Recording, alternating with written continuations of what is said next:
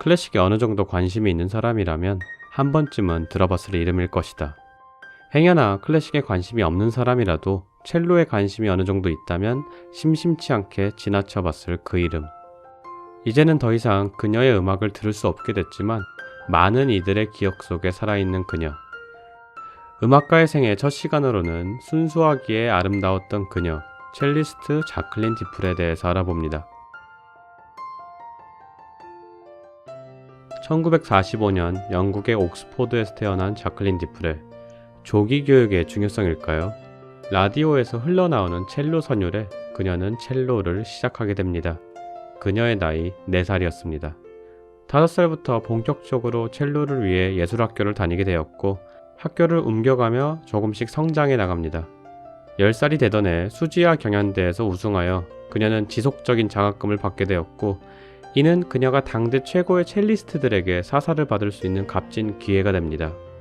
영국의 저명한 첼리스트이자 그녀의 1등 멘토였던 윌리엄 플리스를 시작으로 첼로의 성인 파블로 카잘스 그리고 소련의 로스트로포비치까지 그 당시가 냉전 시대였던 것을 생각하면 첼로를 위한 자클린의 사랑은 무조건적이었음을 알 수 있습니다.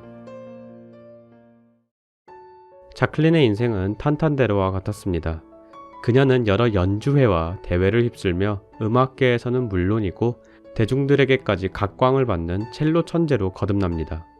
그러다 종횡무진한 첼로 천재 자클린에게 일생일대의 중요한 순간이 찾아오는데 바로 1963년 프롬스 무대였습니다.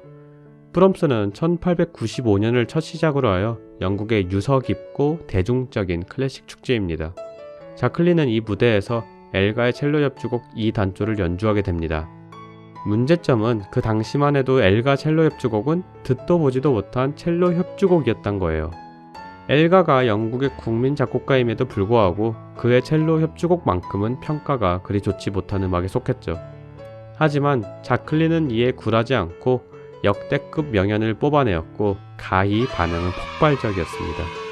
대중은 물론이거니와 평단들의 찬사 속에서 그녀의 인지도는 영국만이 아닌 세계로 떡상하게 됩니다.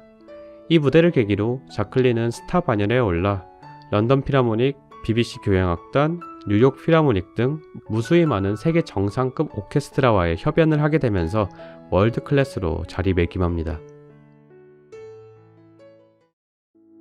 그런 자클린에게도 사랑이 찾아옵니다. 1966년 크리스마스 이브에 피아니스트이자 지휘자인 다니엘 바렌보임을 만나게 되었고 다음해 1967년 결혼에 꼴이 납니다. 실은 그녀의 결혼에 대해서 주위 사람들은 많은 우려를 표했습니다.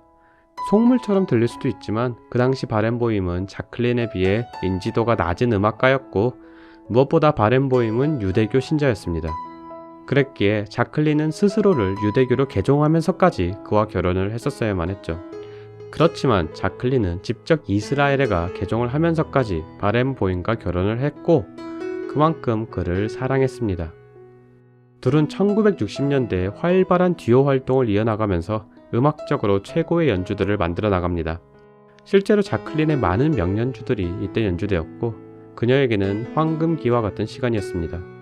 이작 펄만, 핑커스 주커만과 같은 현 최고의 연주자들과 어깨를 나란히 하며 행복한 시간을 함께 했습니다.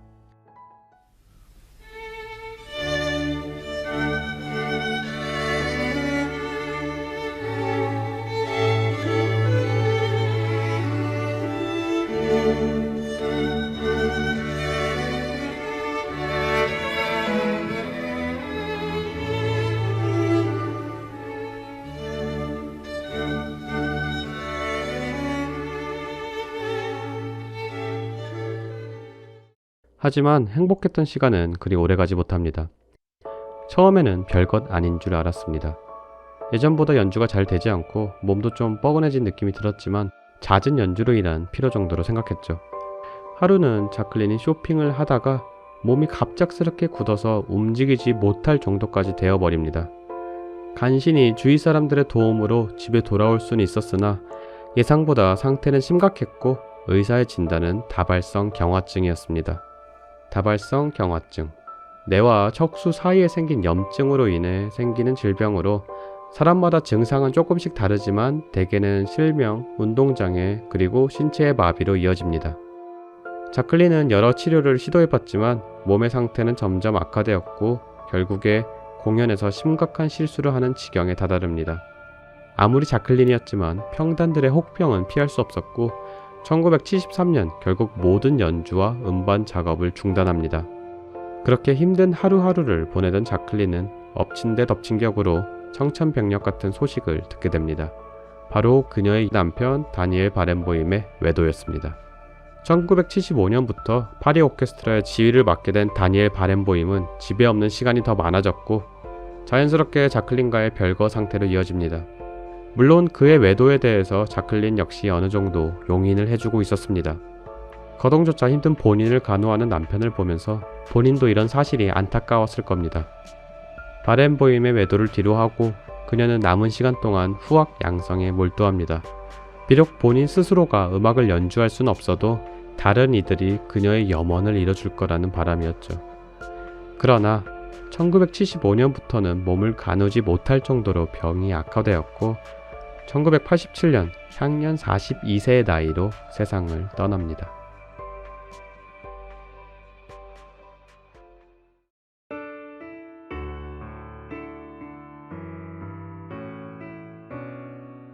자클린 디프레를 추억하는 글들을 보면 심심치 않게 비운의 천재라는 수식어를 찾아볼 수 있습니다.